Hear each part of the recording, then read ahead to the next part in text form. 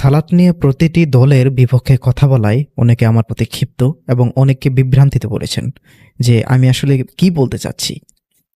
আজকের এই ভিডিওতে আমি আমার বলার সকল কথা এবং আমি আসলে কি বলতে যাচ্ছি সেগুলো সব কিছু আপনাদের সামনে ক্লিয়ার করব। দেখুন, সালাত হলো আমাদের প্রতিটি মুসলমানদের জীবনের একটি কেন্দ্রবিন্দু, অথচ যার ভেতরেই আমরা সবচেয়ে বেশি বিভ্রান্তিতে রয়েছি। যে ইবাদতকে আল্লাহ বলেছেন আমার স্মরণে কায়েম করো, সেটাকে আজ আমরা বিতর্ক, মতবিরোধ আর গোড়ামির কাদায় ডুবিয়ে ফেলেছি। আজ আমাদের সমাজে সালাত মানে কি? একজন বলে 2 রাকাত ফজর, 4 রাকাত জোহর, এটাই সালাত। আরেকজন বলে না, সালাত মানে কোরআন পাঠের মাধ্যমে আল্লাহর সাথে সংযোগ। কেউ বলে হাত বেঁধে পড়তে হবে, আরেকজন বলে হাত খোলা রাখলে তবেই ঠিক। আর আশ্চর্যের বিষয়, এই বিতর্কগুলো চলছে 1400 বছর ধরে। প্রতিদিনের নামাজে কেউ না কেউ অন্য কাউকে ভুল প্রমাণ করার ব্যস্ততায়। অথচ আল্লাহ বলছেন সূরা আনকাবুতের 45 নম্বর আয়াতে, তোমার প্রতি যে কিতাব ওহী করা হয়েছে তা থেকে তিলাওয়াত করো এবং সালাত কায়েম করো। নিশ্চয়ই সালাত অশ্লীল ও মন্দ কাজ থেকে বিরত রাখে, আর আল্লাহর স্মরণই তো সর্বশ্রেষ্ঠ। আল্লাহ জানেন যা তোমরা করো। আমরা কি আজ সত্যি এমন সালাত কায়েম করছি যা আমাদের অন্যায় ও অশ্লীলতা থেকে দূরে রাখে, নাকি শুধু শরীর নাড়াচড়া করছি অথচ মন ঘুরছে আমাদের বাজারে, অফিসে, নয়তো মোবাইল ফোনে? এই বিভ্রান্তির মূল 3টি স্তর আছে। 1, মতবাদ ভিত্তিক ফতোয়া বা সংস্কৃতি, আহলে কোরআনের বিমূর্ত ব্যাখ্যা, সুফিবাদের বিকৃতি। সালাতকে কোরআনের আলোকে না দেখে 4 ইমামের ব্যাখ্যায় সীমাবদ্ধ করা। এক এক মাযহাব এক এক রকম সালাত নির্ধারণ করেছে, অথচ প্রত্যেকেই বলে আমরাই সঠিক। এটাই মূলত মতবাদ ভিত্তিক ফতোয়া বা সংস্কৃতির প্রভাব। আহলে কোরআনের বিমূর্ত ব্যাখ্যার ক্ষেত্রে তারা বলে থাকে যে সালাত মানে সংযোগ, রুকু মানে বিনয়, সেজদা মানে মেনে নেওয়া। মূলত এগুলোই সত্য যে আসলেই সালাত মানে সংযোগ, কিন্তু সালাতের আমরা রুট পাই দুটো, সালাওয়াত ও সল্লু। এই দুটোর রুট এবং সালাতের রুট দুটো আলাদা পাই। একটাতে পাই আমরা ওয়া সদ লাম, আরেকটাতে পাই আমরা সদ লাম ওয়া। আপনারা এর পূর্ববর্তী যে ভিডিওটি, সেখানে আমি এই বিষয়ে বলেছি। যদিও দুটোরই অর্থ প্রায় একই দিকে ফোকাস করে, মেটাফরিক্যালি সংযুক্ত হওয়া, মনোনিবেশ করা, প্রার্থনা করা বা স্মরণ করা, এইগুলোর দিকে আগানো হয়, কিন্তু তারা শারীরিকতাকে শিরক বলে থাকে। মানে কথিত আহলে কোরআনরা শারীরিকতাকে পুরোপুরিভাবে শিরক বলে থাকে, যদিও আল্লাহ নিজেই সেই ঘোষণা স্পষ্ট করে দেননি যে যারা শারীরিক ইবাদত করতেছে, যারা শারীরিকভাবে সালাত কায়েম করতেছে তারা শিরক করতেছে। এই কথা আল্লাহই বলেননি, যা আহলে কোরআনরা দেওয়ার বা সেই ফতোয়া দেওয়ার তারা দুঃসাহস করতেছে। এর ফলাফল কি হচ্ছে? আরেকটা ফিরকা তৈরি হচ্ছে মুসলিমদের মাঝে। আহলে কোরআনদের মতো সুফিবাদের বেশ কিছু বিকৃতি রয়েছে। তারা বলে যে সালাত মানে ভেতরের ধ্যান, পীরের অনুসরণ, সঙ্গীতের মধ্যে আল্লাহর স্মরণ। অথচ নবী সাল্লাল্লাহু আলাইহি সাল্লাম কখনো এমন কোনো সালাত শিক্ষা দিয়েছেন বলে আমার জানা নেই। এভাবেই সালাত শব্দটি হারিয়েছে তার ভারসাম্য। একদল এটাকে শুধুই শরীরের ব্যায়াম বানিয়েছে, আরেক দল বানিয়েছে কল্পনার আধ্যাত্মিক নাচ। কোরআনের দাবি হলো, কোরআন নিজে বারবার আহ্বান করেছে সালাত কায়েম করো এবং যাকাত দাও। সূরা বাকারার 43 নম্বর আয়াতে আল্লাহ তাআলা বলেছেন, আর তোমরা সালাত কায়েম করো, যাকাত প্রদান করো এবং রুকুকারীদের সাথে রুকু করো। আমরা এই সূরা বাকারার 43 নম্বর আয়াতে যে দেখলাম যে সালাত কায়েম করো, যাকাত প্রদান করো এবং রুকুকারীদের সাথে রুকু করো, এখানে অনেক সাধারণভাবে একটা প্রশ্ন জাগে যে সালাতের ভিতরে যদি রুকু হয়ে থাকে, তো এখানে রুকু এবং দিয়ে আলাদা করা হলো কেন? আল্লাহ যেহেতু বললো সালাত কায়েম করো, তাহলে সালাত কায়েমের মধ্যে তো রুকু সেজদা পড়ে যাচ্ছে। তাহলে এখানে সালাত কায়েম করো বলতে, আবার এখানে রুকুকারীদের সাথে রুকু করো বলতে আল্লাহ দুটোর দিকে কেন বোঝাচ্ছেন? দুটি আলাদা কেন করলেন? অনেকে হাদিসপন্থীরা বলে থাকে যে এখানে রুকুর ব্যাপারে একটু ফোকাস দেওয়া হচ্ছে এক্সট্রা করে, যেন রুকুটা করা হয় ভালো করে। আসলে এটার কোনো লজিক আছে কিনা আমি জানি না। তবে আমার কথা হলো যে এখানে সালাতের ভিতরে রুকু থাকুক বা না থাকুক, আমি ধরেই নিলাম যে সালাতের ভিতরে রুকু নেই, আবার এটাও ধরে নিলাম যে সালাতের ভিতরে রুকু আছে। তো সালাতের ভিতরে যদি রুকু নাই থাকে, সালাতের মাঝে যদি আমি রুকু করি, এটা যে ভুল হবে এটা কোথায় লেখা আছে? এটা কি ভুল হওয়ার সম্ভাবনা আছে? নেই তো। আমি যদি রুকু করি সেটা সালাতের মাঝেই করি বা সালাতের বাইরে করি, তাহলে সেটা আমার সমস্যা কোথায় বা ভুল ধরার মতো কার অধিকার আছে? আল্লাহ তো ভুল বলেননি। আবার সূরা বাকারার 83 নম্বর আয়াতে আল্লাহ তাআলা বলেছেন, আর স্মরণ করো যখন আমি বনে ইসরায়েলের অঙ্গীকার গ্রহণ করলাম যে তোমরা আল্লাহ ছাড়া কারো ইবাদত করবে না এবং সদাচার করবে পিতামাতা, আত্মীয় স্বজন, ইয়াতিম ও মিসকিনদের সাথে, আর মানুষকে উত্তম কথা বলো, সালাত কায়েম করো এবং জাকাত প্রদান করো। অতঃপর তোমাদের মধ্য থেকে স্বল্প সংখ্যক ছাড়া তোমরা সকলে উপেক্ষা করে মুখ ফিরিয়ে নিলে।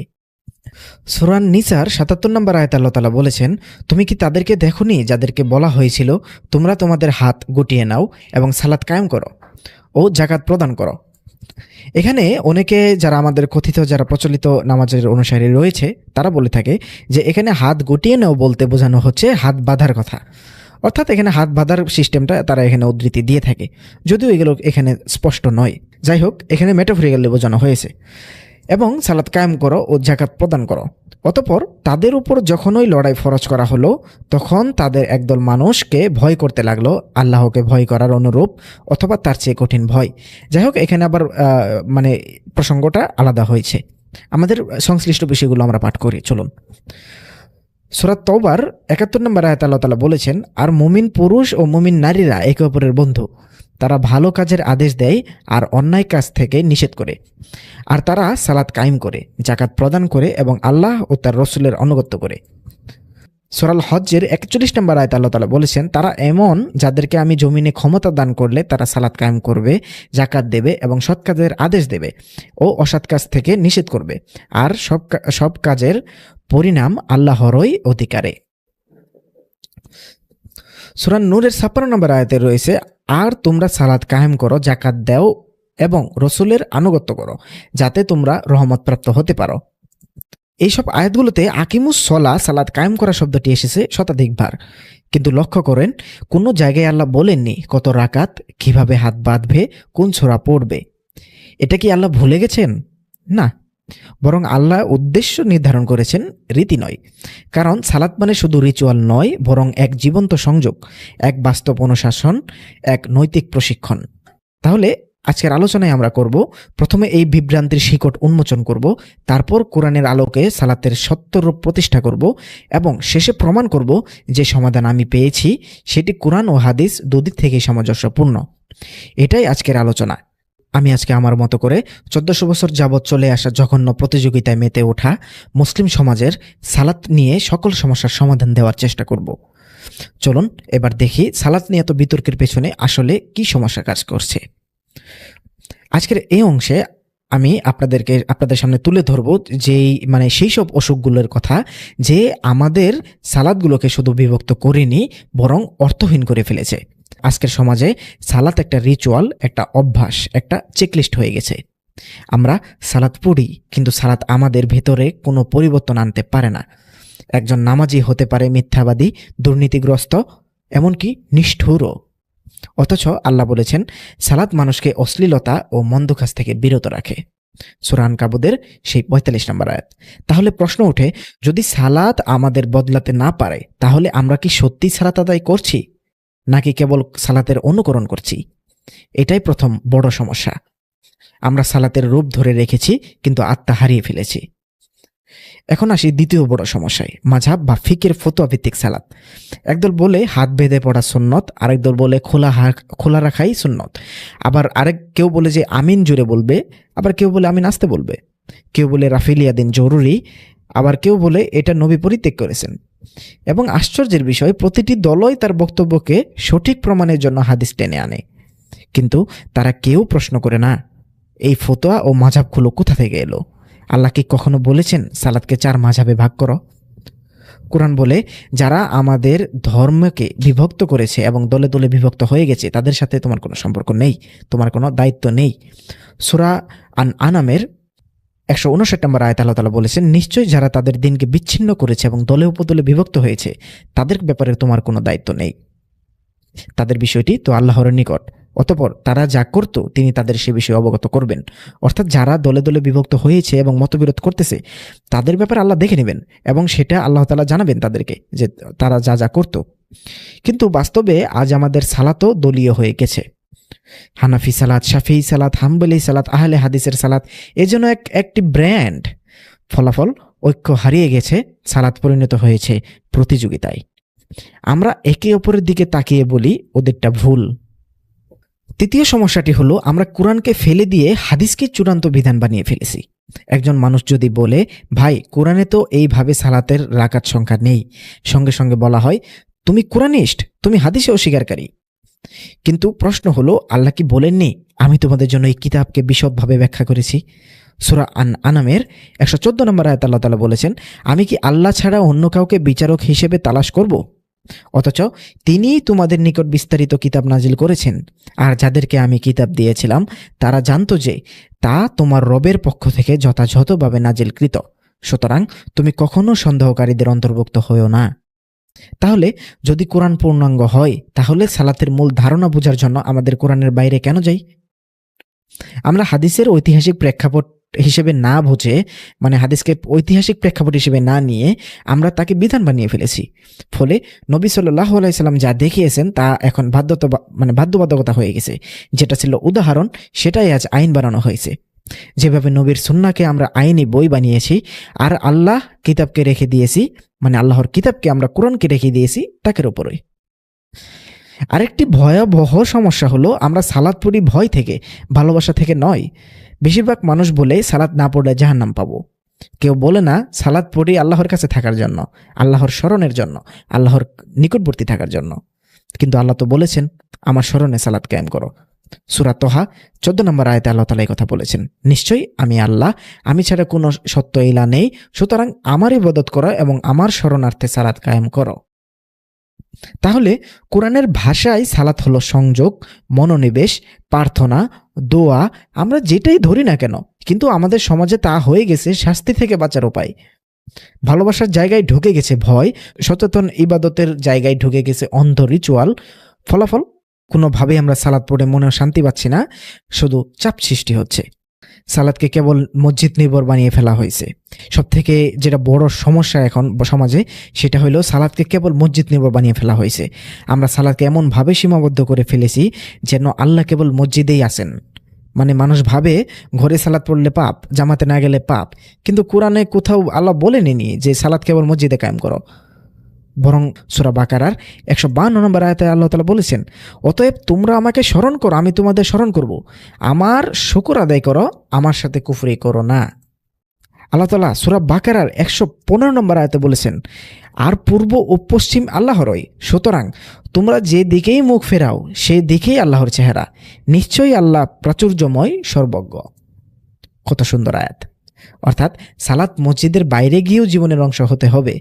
কিন্তু আজ আমরা মসজিদে দাঁড়িয়ে সালাত পড়ি আর মসজিদের বাইরে গিয়ে অন্যায় করি। সালাত আলাদা হয়ে গেছে বাস্তব জীবন থেকে। এটাই আমাদের ইমানের এক ভয়াবহ বিচ্ছেদ। এই সমস্যাগুলো এখানে শেষ নয়। সালাতের বিকৃত ব্যাখ্যা, সুফিবাদী কল্পনা আর আহলে কোরআনের বিকৃতি, এগুলো আমাদের ইবাদতের মেরুদণ্ডকেই ভেঙে দিয়েছে। আজকের সমাজে সালাত এমন এক ধর্মীয় রুটিন হয়ে গেছে যেখানে আত্মা নেই, লক্ষ্য নেই, বোঝাপড়া নেই। মানুষ সালাত করে কিন্তু সালাত কায়েম করে না। এই যেন আমরা এমন এক যান্ত্রিক প্রজন্মে পরিণত হয়েছি যারা জানে কখন রুকু দিতে হয়, কখন সিজদা করতে হয়, কিন্তু জানে না কেন দিতে হয় বা কার উদ্দেশ্যে তা দেওয়া হচ্ছে। আমরা দেখি কেউ দাড়ি রাখে, পাঞ্জাবি পরে মসজিদে যায় এবং ভাবে সালাত সম্পূর্ণ হয়ে গেছে। আবার কেউ দাঁড়িয়ে রুকু সিজদা করে কিন্তু অন্তরে কোনো বিনয়, কোনো ভয়, কোনো উপলব্ধি নেই। আল্লাহ বলেন সূরা আল মাউনের 4 থেকে 5 নম্বর আয়াতে, অতএব সেই সালাত আদায়কারীর জন্য দুর্ভোগ যারা নিজেদের সালাতে অমনোযোগী বা নিজেদের সালাতের ব্যাপারে উদাসীন। এই আয়াত আল্লাহ সালাত না পড়া লোকদের বলেননি। মানে আল্লাহ কিন্তু সালাত না পড়া লোকদের কথা এখানে বলেননি যে তারা ধ্বংস হয়ে যাবে, বরং আল্লাহ তাআলা বলেছেন যারা পড়ে কিন্তু বোঝে না বা উদাসীন, তা নিয়ে ধ্বংসের হুঁশিয়ারি দিয়েছেন আল্লাহ তাআলা এই আয়াতে। এটাই আমাদের সমাজের প্রথম ও সবচেয়ে ভয়াবহ সমস্যা। সালাতকে আমরা শারীরিক এক রিচুয়াল বানিয়ে ফেলেছি, যেখানে আত্মিক সংযোগ, আল্লাহর উদ্দেশ্য ও নৈতিক রূপান্তর সব হারিয়ে গেছে। প্রত্যেক মাযহাব, প্রত্যেক ফিক, প্রত্যেক দল নিজ নিজ সালাতের পদ্ধতিকে একমাত্র সঠিক হিসেবে দাবি করে। কেউ বলে আমিন জোরে বলো, কেউ বলো চুপচাপ, কেউ বলে রাফেল ইয়াদিন করো, কেউ বলে না করো। ফলাফল একই কিবলামুখী মানুষ, কিন্তু একে অপরের বিপরীতে দাঁড়িয়ে। কোরআন বলে সালাত কায়েম করো এবং মুশরিকদের অন্তর্ভুক্ত হয়েও না। সূরা রুমের 31 নম্বর আয়াত। তার অভিমুখী হয়ে তাকে ভয় করো, সালাত কায়েম করো, আর মুশরিকদের অন্তর্ভুক্ত হইও না। অথচ আজ আমরা সালাত দিয়েই বিভক্ত। আমরা যেন বলছি আমার সালাত তোমারটার চেয়ে শ্রেষ্ঠ। এমনকি কেউ কেউ অন্যের সালাতের ধরন দেখেই বিধর্মী আখ্যা দেয়। আজকের মুসলিম সমাজে আল্লাহর সরাসরি বাণীকে পাশ কাটিয়ে বিধান নির্ধারণ করেছে ইজমা, কিয়াস, ফিক ও মাযহাব। এরা বলে কোরআনের সালাতের পদ্ধতি স্পষ্ট নেই, তাই আমরা নির্ধারণ করেছি সালাতের স্ট্রাকচার। অর্থাৎ ইজমা, কিয়াস, ফিক ও মাযহাব এরা নির্ধারণ করে দিয়েছে যেটা কোরআনে নেই। কিন্তু প্রশ্ন হলো যে আল্লাহ বলেন আমি এই কিতাবে কোনো কিছুই অপূর্ণ রাখিনি, তাহলে কিভাবে আমরা বলতে পারি সালাতের মূল নির্দেশ কোরআনে নেই? এই জায়গাটাতেই শুরু হয় ধর্ম ব্যবসা, যেখানে ফতুয়া তৈরি হয় দলভিত্তিক মতবাদের উপর, আর মানুষ বিশ্বাস করে নেয় আমার ইমাম যেভাবে বলেন সেভাবেই সালাত ঠিক। ফলে সালাতের আসল উদ্দেশ্য আল্লাহর সাথে সম্পর্ক, মানবিক ন্যায়ের কায়েম রূপান্তরিত হয় ফতোয়াগত আনুগত্যে। অনেকে সালাত পড়ে আজীবন, কিন্তু একবারও ভাবেনি সালাত মানে কি। যদি জিজ্ঞাসা করো তুমি কেন রুকু দাও, কেন সিজদা করো, সে উত্তর দিবে কারণ আমাদের দাদারা তাই করতো, বাপ দাদারা। কোরআন বারবার সতর্ক করেছে এই মন মানসিকতা নিয়ে। যেমন সূরা যুখরুফের 22 নম্বর আয়াতে আল্লাহ তাআলা বলেছেন, বরং তারা বলে আমরা নিশ্চয়ই আমাদের পিতৃপুরুষদেরকে এক মতাদর্শের উপর পেয়েছি, আর নিশ্চয় আমরা তাদের পদাঙ্ক অনুসরণে হিদায়াতপ্রাপ্ত হব। এই অন্ধ অনুসরণ আজ আমাদের সালাতকে মস্তিষ্কবিহীন এক যান্ত্রিক কাজে পরিণত করেছে, যেখানে আল্লাহর উদ্দেশ্য নয় বরং সমাজের ধর্মীয় পরিচয় বজায় রাখার উদ্দেশ্যে সালাত হয়। এই সমস্যার আলোচনার প্রথম অংশে আমরা দেখলাম সালাত হয়ে গেছে আত্মাহীন রিচুয়াল। ফিক ও মাযহাবের মাধ্যমে এসেছে বিভাজন, ইজমা ও কিয়াসের নামে কোরআনের কৃতিত্ব হারিয়েছে, আর অন্ধ আনুগত্য মুছে দিয়েছে চেতনা ও আত্মসমালোচনাকে। এখনও আমরা জানি না সালাতের মূল উদ্দেশ্য কি, আর তাই কোরআনের সালাত আজও আমাদের জীবনে ফল দেয় না। আজ আমরা এমন এক গুরুত্বপূর্ণ জায়গায় দাঁড়িয়ে আছি যেখানে সালাত শব্দটি নতুনভাবে বুঝতে হবে, যেভাবে কোরআন নিজেই বুঝিয়েছে, না যেভাবে সমাজ, মাযহাব বা ইতিহাস আমাদের শিখিয়েছে। কোরআনে সালাতের কোরআনের সালাতের প্রসঙ্গ এসেছে প্রায় 99 বার, কিন্তু আশ্চর্যজনকভাবে এই 99 বার শুধু নামাজ পড়া অর্থে ব্যবহার হয়নি, বরং এটি এসেছে সংযোগ, মনোযোগ, ন্যায় প্রতিষ্ঠা, আল্লাহর নির্দেশ সমাজে ঠিক করা, আল্লাহর নির্দেশে সমাজ ঠিক করা, নানান অর্থে এসেছে। আল্লাহ বলেন নিশ্চয়ই সালাত অশ্লীলতা ও অন্যায় কাজ থেকে বিরত রাখে। সূরা আনকাবুতের আল্লাহ বলেন নিশ্চয়ই সালাত অশ্লীলতা ও অন্যায় কাজ থেকে বিরত রাখে। সূরা আনকাবুতের সেই 45 নম্বর আয়াত। এখানে আল্লাহ বলেননি নামাজ পড়ো, বরং বলেছেন সালাত কায়েমে সালাত তোমাকে অশ্লীলতা, অন্যায় থেকে বিরত রাখবে। অর্থাৎ সালাতের মূল উদ্দেশ্য নৈতিক, সামাজিক ও শুদ্ধতা তৈরি করা। যদি কেউ দিনে 5 বার নামাজ পড়ে কিন্তু মিথ্যা বলে, ঘুষ খায়, পরনিন্দা করে, তাহলে সে কি সত্যিই সালাত কায়েম করছে? না, সে শুধু নামাজ অভ্যাস করছে, কিন্তু সালাতের উদ্দেশ্য ব্যর্থ করছে। কোরআনে কখনোই বলা হয়নি সালাত পড়ো, বরং বলা হয়েছে সালাত কায়েম করো। এখানে আকিমু শব্দটির অর্থ দাঁড় করানো, স্থাপন করা, প্রতিষ্ঠা করা। অর্থাৎ সালাত কোনো রিচুয়াল নয়, এটি এমন একটি ব্যবস্থা যা সমাজে স্থাপন করতে হয়। যেমন ন্যায় বিচার প্রতিষ্ঠা করা, মানবিকতা রক্ষা করা, পরস্পরের প্রতি দয়া ও দায়িত্ব পালন করা, এবং আল্লাহর নির্দেশে জীবনকে পরিচালনা করা, এসবই সালাত কায়েম করার অংশ। কোরআন যখন বলে সূরা আল মারিজের 23 নম্বর আয়াতে যারা তাদের সালাতের ক্ষেত্রে নিয়মিত, তখন এটি কোনো নির্দিষ্ট সময়ের নামাজ বোঝাচ্ছে না, বরং এমন মানুষদের বোঝায় যারা সারা জীবন আল্লাহর নির্দেশের মধ্যে স্থির থাকে। কোরআনে সালাতকে কখনো শরীরের একটি রুটিন হিসেবে বলা হয়নি, বরং বলা হয়েছে নিশ্চয়ই সফল মুমিনরা তাদের সালাতের বিনয়ী। অর্থাৎ তারাই হলো সফল মুমিন যারা সালাতে বিনয়ী। এটা পাবেন আপনারা সূরা মুমিনুনের 1 থেকে 2 নম্বর আয়াত। এটা পাবেন আপনারা সূরা মুমিনুনের 1 থেকে 2 নম্বর আয়াতে। অবশ্যই মুমিনগণ সফল হয়েছে যারা নিজেদের সালাতে বিনয়াবত, যারা নিজেদের সালাতে বিনয় নম্রতা অবলম্বন করে। এখানে খশিউন শব্দটা এসেছে। অর্থাৎ এখানে খশিউন মানে শুধু চোখ নিচু করা নয়, বরং মনোযোগ, সচেতনতা, নম্রতা ও দায়িত্ববোধ বোঝায়। অর্থাৎ সালাতের সময় নয়, সালাতের প্রভাবও থাকতে হবে জীবনের প্রতিটি মুহূর্তে। যদি সালাতের পর তুমি একই অন্যায় করো, তাহলে তুমি শুধু দেহের ক্রিয়া করছো, আত্মার সালাত হারিয়ে ফেলছো। কোরআন বারবার সালাতকে সমাজের ন্যায় প্রতিষ্ঠার সাথে যুক্ত করেছে। সালাত কায়েম করো এবং জাকাত দাও, অসংখ্য আয়াতে আমরা পড়ে এসেছি। এখানে সালাত ও জাকাত একসাথে এসেছে, কারণ দুটি সামাজিক ভারসাম্য প্রতিষ্ঠার জন্য। সালাত মানুষের মন ঠিক করে, জাকাত মানুষের সমাজ ঠিক করে। অর্থাৎ সালাতের প্রভাব ব্যক্তির জীবন থেকে সমাজে ছড়িয়ে পড়া উচিত। যদি সালাতের ফল অন্যের উপকারে না আসে, তাহলে সেই সালাত অপূর্ণ। কোরআনে সালাত মানে আল্লাহর সাথে দৃঢ় সম্পর্ক স্থাপন, অন্যায় থেকে দূরে থাকা, সমাজের ন্যায় প্রতিষ্ঠা করা, অন্তরে বিনয় ও আত্মসংযম অর্জন এবং কোরআনের আদেশ মেনে চলা। যে সালাত এই উদ্দেশ্য পূরণ করে না, সেটি আল্লাহর কাছে শুধু দেহের পরিশ্রম, আত্মার নয়। আজকের এই অংশে আমরা এমন এক বাস্তব সমাধানের দিকে যাচ্ছি যা কোরআন নিজেই শিক্ষা দিয়েছে, আর যা আমার আবিষ্কার করা নতুন এক সমাধানের পক্ষে যুক্তি দেয়। আমরা এই পর্বে আমরা এখন দেখব কোরআন অনুযায়ী আমরা সালাতের মূলত সালাত কি বা সালাত কিভাবে পড়ব, এই প্রশ্নের উত্তর আমরা এক কথায় কি পেতে পারি। কোরআন আমাদেরকে কখনো বলেনি তুমি এমন ভাবে পড়বে, এত রাকাত পড়বে, এতবার পড়বে, এতবার রুকু করবে, এতবার সিজদা করবে। বরং আল্লাহ দুটি জিনিস দিয়েছেন, সালাতের উদ্দেশ্য, সালাতের সময়। আল্লাহ নির্দিষ্ট করে দিয়েছেন উদ্দেশ্যগুলো, যে উদ্দেশ্যগুলো পূরণ করলে সালাতের মূল সম্পন্ন হয়। অর্থাৎ দুটি জিনিস আল্লাহ তাআলা দিয়েছেন, কিন্তু সালাতের সময় এবং সালাতের উদ্দেশ্য।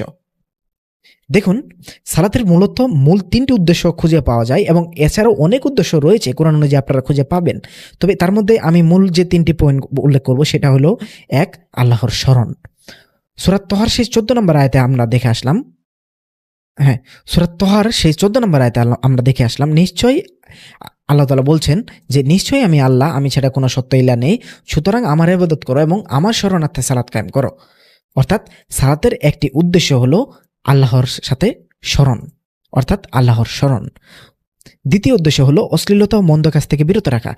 সেই সূরা আনকাবুতের 35 নম্বর আয়াতে আমরা কিন্তু দেখে আসছি, এই যে এখানে তোমার প্রতি যে কিতাব ওহী করা হয়েছে তা থেকে তিলাওয়াত করো এবং সালাত কায়েম করো, নিশ্চয়ই সালাত অশ্লীল ও মন্দ কাজ থেকে বিরত রাখে। অর্থাৎ সালাতের একটি উদ্দেশ্য হলো, 1 নম্বর উদ্দেশ্য হলো আল্লাহর স্মরণ, 2 নম্বর উদ্দেশ্য হলো অশ্লীল ও মন্দ কাজ থেকে বিরত থাকা, 3 নম্বর উদ্দেশ্য হলো আত্মিক পরিশুদ্ধি ও বিনয়, যেটা আমরা সূরা মুমিনুনের 1 এবং 2 নম্বর আয়াতে দেখে আসলাম। এছাড়াও আরো বেশ কিছু টুকটাক উদ্দেশ্য রয়েছে। যাই হোক, আমরা মূল ফোকাসের দিকে এগোই। অর্থাৎ যে এসব উদ্দেশ্যকে পূরণ করলো সেই সালাত কায়েম করছে, সে যেভাবে করুক না কেন। হ্যাঁ, আশ্চর্য হওয়ার কিছু নেই, আমার কথার সাথে আপনার মতলম্বের নাই মিলতে পারে, কিন্তু আমি একান্তই আমার কথা বলতেছি। গ্রহণ অগ্রহণ একান্তই আপনার ব্যাপার, কিন্তু ধৈর্য ধারণ করে শেষ পর্যন্ত শুনুন। আমার মূল পয়েন্টটা হলো সালাত হলো সালাতের উদ্দেশ্য। অর্থাৎ আমরা যদি কোরআনকে জিজ্ঞাসা করি যে কিভাবে সালাত কায়েম করব, কিভাবে সালাত পড়ব, তার উত্তর একটাই, সালাতের উদ্দেশ্য পূরণ করা। সেহেতু সালাতের উদ্দেশ্য যেভাবেই পূরণ হোক না কেন, সেটাতে কোনোভাবেই ভুল ধরার মতো কোনো অবকাশ আমাদের নেই। অর্থাৎ যে যেভাবেই সালাত কায়েম করুক, যে যেভাবেই নামাজ পড়ুক, যে যেভাবেই সালাত পড়ুক, তাকে ভুল বলার অবকাশ আমাদের নেই, যদি না সে কোরআনে বর্ণিত সালাত বিষয়ে কোনো না কোনো কিছুর বিপক্ষে চলে যায়। অন্যদিকে যে ব্যক্তি নির্দিষ্ট রাকাতে, নির্দিষ্ট দোয়ায়, নির্দিষ্ট অবস্থায় সালাত পড়ে কিন্তু তার জীবন অপরিবর্তিত, সে শুধু অভ্যাস করছে, সে সালাত করছে না। কোরআন বিভিন্নভাবে সালাতের উদাহরণ দিয়েছে, যা প্রমাণ করে সালাতের পদ্ধতি এক নয়, বরং পরিস্থিতি নির্ভর এবং এগুলো ঐচ্ছিক বিষয়। আমরা সূরা তুরের 49 নম্বর আয়াতে যদি যাই, সেখানে আমরা দেখতে পারবো, আর রাতের কিছু অংশে এবং নক্ষত্রের অস্ত যাবার পর তার তাসবিহ পাঠ করো। এখানে আল্লাহ রাতের সময় স্মরণ বা সংযোগের নির্দেশনা ইঙ্গিত দিচ্ছেন, কিন্তু এখানে কোনো নির্দিষ্ট পদ্ধতি আল্লাহ তাআলা দেননি। এই দিক থেকে বোঝা যায় সালাত হলো নীতিনিষ্ঠ অনুশাসন, পদ্ধতি নির্ভর নয়। আমার সমাধানকে প্রমাণ করার জন্য জাস্ট একটি আয়াতই যথেষ্ট, সেটা হলো সূরা বাকারার 239 নম্বর আয়াত। আমরা যদি এটি পড়ে দেখি, আমরা আগে এটা বোঝার জন্য 238 নম্বর আয়াতটি পড়ে আসতে হবে। সূরা বাকারা 238 নম্বর আয়াতে আল্লাহ তাআলা বলেছেন, তোমরা সালাতসমূহ ও মধ্যবর্তী সালাতের হেফাজত করো এবং আল্লাহর জন্য দাঁড়াও বিনীত হয়ে। অর্থাৎ আল্লাহর জন্য দাঁড়াতে বললো বিনীত হয়ে, এবং সালাত হেফাজত করতে বললো, বিশেষ করে মধ্যবর্তী সালাত। কিন্তু যদি তোমরা ভয় করো তবে হেঁটে কিংবা আরোহণ করে আদায় করে নাও। অর্থাৎ চিন্তা করে দেখুন, আমি যে কথাটা বলতে চাচ্ছিলাম যে সালাতের স্ট্রাকচার, সালাত কিভাবে পড়বো, সালাতের গঠন, সালাতের পদ্ধতি, এগুলো কোনো ম্যাটারই করে না, এগুলো কোনো ফোকাসিং বিষয় নয়। এগুলো আল্লাহ তাআলা আমাদের জন্য দেননি, আমাদের জন্য দিয়েছেন সালাতের উদ্দেশ্য। আমরা সেই উদ্দেশ্য যেভাবেই পূরণ করি না কেন, সেটা কেউ কারোটা ভুল বলতে পারবো না, যদি না কোনো কিছু কোরআনের বিপক্ষে চলে যাচ্ছে। এই কথাটি প্রমাণ করতে এই একটি আয়াতে যথেষ্ট, যেখানে আল্লাহ তাআলা নিজে বলতেছেন, যদি তোমরা ভয় করো তবে হেঁটে কিংবা আরোহণ করে সালাত আদায় করে নাও। অর্থাৎ আমরা হেঁটে হেঁটেও সালাত আদায় করতে পারবো। তাহলে যদি আমাদের দাঁড়িয়ে রুকু সিজদা করে একটা সালাত আমরা যদি স্ট্রাকচার গঠন করাই, সেটা যদি আমাদের একমাত্র বিধান হিসেবে নেই, তাহলে এই আয়াতকে আমাদের অস্বীকার করতে হবে। কিন্তু এখানে তো আল্লাহ তাআলা আমাদেরকে অপশন দিচ্ছেন যে তোমরা হেঁটে করতে পারো, আরোহণ করেও সালাত আদায় করতে পারো। হেঁটে হেঁটে কিন্তু আমাদের রুকু করা সম্ভব না, সিজদা করা সম্ভব না। সেগুলো আমরা কিভাবে করব? ওই যে আহলে কোরআনদের থেকে আসতেছে যে সালাত মানে হলো সংযোগ। যদিও সালাতের বললামই যে রুটের দুটো অর্থ রয়েছে। রুকু মানে বিনয়ী হওয়া, সেজদা মানে মেনে নেওয়া। তার মানে আমরা হেঁটে হেঁটে সালাত আদায়ের ক্ষেত্রে এগুলো করতে পারি অবশ্যই।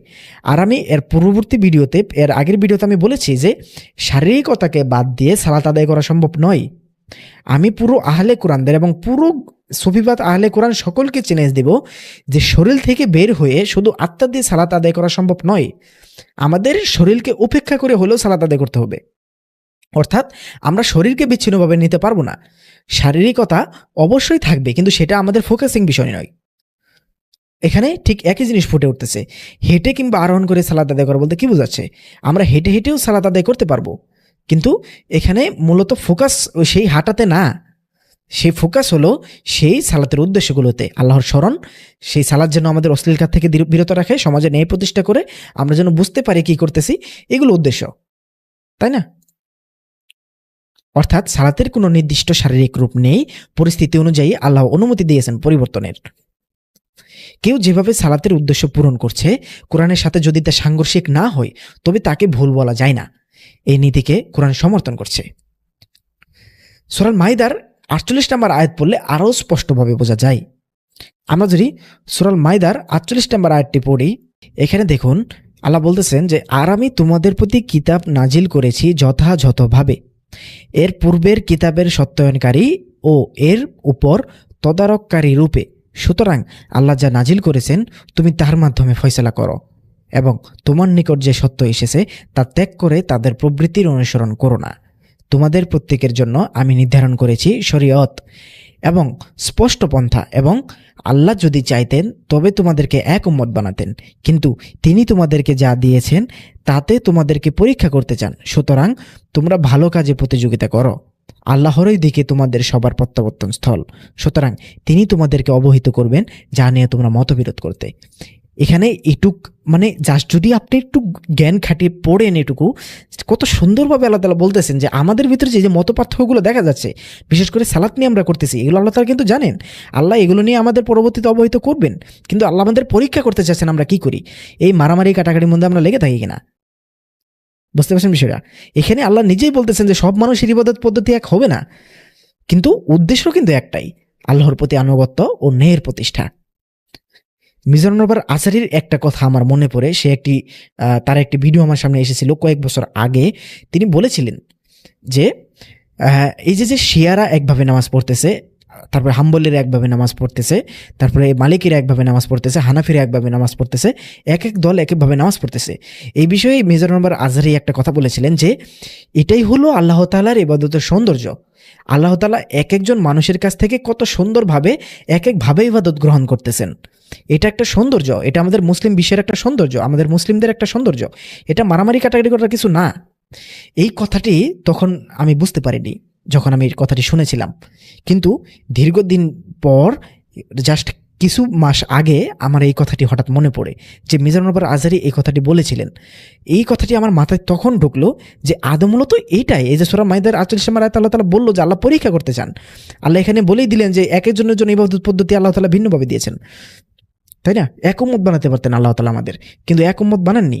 আল্লাহ তাআলা উম্মত মানে করে দিয়েছেন, খ্রিস্টানরা এক উম্মত, ইহুদিরা এক উম্মত, আমরা এক উম্মত। মূলত আল্লাহ তাআলা আমাদের পরীক্ষা করতে যাচ্ছেন। আর এইটাই মিজানুর রহমান আজহারী সেই কথাটা আজকে আমার মানে এই কয়েক মাস আগে আমার মাথায় ক্যাচ করেছে যখন আমি এগুলো নিয়ে পড়াশোনা করতেছি, যে আদৌ তো বিষয়টা এরকম। আমরা সালাত নিয়ে যে মারামারি কাটাকাটিগুলো করতেছি এগুলো তো ঠিক না। মূলত এইগুলো আমাদের উদ্দেশ্য তো একই, আমরা সালাত কায়েম করবো কার উদ্দেশ্যে? আল্লাহর উদ্দেশ্যে। সেহেতু উদ্দেশ্যটা যদি আমরা ফিক্স করি, যে যেভাবেই করুক না কেন তার কিন্তু ভুল বলার অবকাশ আমাদের নেই। আল্লাহকে বলেছেন যে কেউ যদি রুকু একটু মাসানি ঝুঁকে করে তারটা ভুল, কেউ যদি বেশি ঝুঁকে করে তারটা ভুল, আল্লাহ কি বলে দিয়েছেন না? কেউ যদি না ঝুঁকে রুকু করতে পারে, রুকু মানে বিনয়ী হওয়া, কেউ যদি বিনয়ী হতে পারে না ঝুঁকে, কেউ যদি আহলে কোরআনদের মতো এমনিতেই বিনয়ী হতে পারে, তাকেও কেউ ভুল বলতে পারে, অবকাশ নেই তো ভুল বলার, তাই না? মূলত কিন্তু এখানে কিন্তু কিয়াম শব্দ, সালাত কিন্তু আমাদের কিয়াম শব্দগুলো এসেছে, দাঁড়ানো শব্দ। আবার এখানে কিন্তু আমরা হেঁটে হেঁটে সালাতের কথা এসেছে, তারপরে ভ্রমণে গিয়ে সালাতের কথা এসেছে, শুয়ে থেকে সালাতের কথা আছে, বসে থেকে সালাতের কথা আছে, যেগুলো আমরা পড়েছি। তাহলে আমাদের এগুলো আসলে শারীরিকতা কোনো ম্যাটার করে না, এগুলো কোনো ফোকাসিং বিষয় না। আল্লাহ তাআলা দাঁড়ানোর কথা বলেছে, শুয়ে থেকে সালাতের কথা বলেছে, বসে থেকে সালাতের কথা বলেছে। সূরা আল ইমরানের যদি 191 নম্বর আয়াত পড়ে দেখেন, সেখানে দেখতে পারবেন। অর্থাৎ আমরা প্রচলিত সালাত অনুযায়ীও কিন্তু আমরা বিভিন্নভাবে সালাত আদায় করতে পারি, বসে থেকে, শুয়ে থেকে, যদিও তা অসুস্থতার প্রেক্ষিতে, কিন্তু এগুলো তো রয়েছে। অর্থাৎ ফোকাস কিন্তু শারীরিকতাতে না, ফোকাস হলো সেই উদ্দেশ্যগুলোতে। যাই হোক, অর্থাৎ একজন দাঁড়িয়ে সালাত পড়লে আরেকজন বসে পড়ে, কেউ কোরআন পাঠ করে স্মরণ করে, কেউ চুপচাপ আল্লাহর সাথে যোগাযোগে লিপ্ত হয়, যদি উদ্দেশ্য একই থাকে, অন্যায় থেকে দূরে থাকা, আল্লাহর আনুগত্যে থাকা, আল্লাহর স্মরণে থাকা, তবে সবই সালাত কায়েম করা হয়। কাউকে কেউ ভুল বলার অবকাশ নেই, যদি না তা কোরআনের স্পষ্ট কোনো আয়াতের বিরোধিতা হয়ে যায়। চলুন দেখি আমার দেওয়া এই সমাধান, আমার দেওয়া এই মতালম্ব, আমার দেওয়া এই মতামত, এই সমাধান কোরআনের 4 স্তরে প্রমাণিত হয় কিনা, ভাষাগতভাবে, নৈতিকগতভাবে, আচরণগতভাবে, সামাজিকগতভাবে। ভাষাগতভাবে বলতে গেলে সালাত শব্দের মূল ধাতু হলো সদ লাম ওয়া, যার দ্বারাই হলো মনোনিবেশ, আল্লাহর প্রতি মনোনিবেশ, আল্লাহর প্রতি মনোযোগ দেওয়া, বা প্রার্থনা বা দোয়ার ক্ষেত্রেও অনেক সময় এটা খেটে যায়। যার কিন্তু এই নিকটবর্তী হওয়া, আল্লাহর দিকে মনোযোগ দেওয়া, মনোনিবেশ করা, আল্লাহর কাছে আত্মসমর্পণ করা, এই রূপটা এই ক্ষেত্রে বোঝা যায়। এটা প্রমাণ করে সালাত মানে শুধু শরীরের নাড়াচড়া নয়, বরং অন্তরের সংযোগ। নৈতিকগতভাবে যদি দেখি, আল্লাহ সালাতকে বলেছেন অশ্লীলতা ও অন্যায় থেকে বিরত রাখে। তাহলে যদি কোনো ব্যক্তি সত্যিই এই ফলাফল পায়, তাহলে সে সফল, পদ্ধতি যাই হোক।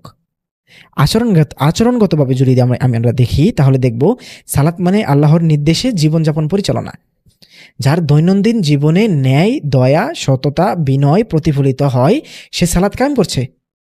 সামাজিকগতভাবে যদি আমরা দেখি, যেখানে সালাত ও জাকাত একত্রে এসেছে, প্রায় বারবার এসেছে, সালাত কায়েম করো, জাকাত আদায় করো, জাকাত দাও, সালাত কায়েম করো, জাকাত প্রদান করো, বুঝায় যে সালাতের এক অংশ সমাজে ন্যায় প্রতিষ্ঠা করা। যদি কেউ একা নামাজ পড়ে কিন্তু সমাজে অন্যায় করে, সে আল্লাহর দৃষ্টিতে সালাত কায়েম করছে না। অর্থাৎ চূড়ান্ত নির্দেশ হলো আকিমুস সলা, সালাত কায়েম করো। এর মানে হলো সালাত মানে শুধু রিচুয়াল নয়, সালাত মানে উদ্দেশ্য পূরণ, সালাত মানে নৈতিক ও সামাজিক দায়িত্ব পালন, সালাত মানে নিজেকে শুদ্ধ করা ও আল্লাহর সাথে সংযুক্ত থাকা। অতএব কেউ কোরআন পাঠ করে, কেউ চিন্তায় মগ্ন থেকে, কেউ শরীরে রুকু ও সিজদাই করে, কেউ সমাজের ন্যায় প্রতিষ্ঠায়, যেভাবেই এই উদ্দেশ্য পূরণ হোক না কেন, সে সালাত কায়েম করছে। তাকে ভুল বলা মানে আল্লাহর দেওয়া স্বাধীনতার অস্বীকার।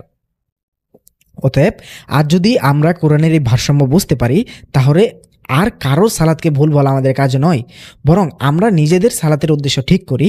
আমরা কি সত্যিই অন্যায় থেকে দূরে আছি? দেখুন, এই কথা বলার আরেকটা লজিক হলো যে সালাত আমাদের এত বড় একটি ইবাদত, এত সর্বশ্রেষ্ঠ ইবাদতের মধ্যে একটি ইবাদত, সেটার ব্যাপারে আল্লাহ আমাদের এত কনফিউজিং রাখতে চান যে আমরা 1400 বছর যাবত মিলাইতে পারছি না সালাত কিভাবে পড়বো। এটা কি হতে পারে? না। অর্থাৎ আল্লাহ কিন্তু আমাদের সিম্পল করে দিয়েছেন যে উদ্দেশ্য ঠিক রাখো, উদ্দেশ্যগুলো পূরণ করো, সালাত মানে আল্লাহর স্মরণ করো, এটা অশ্লীল মন্দ কাছ থেকে বিরত থাকো।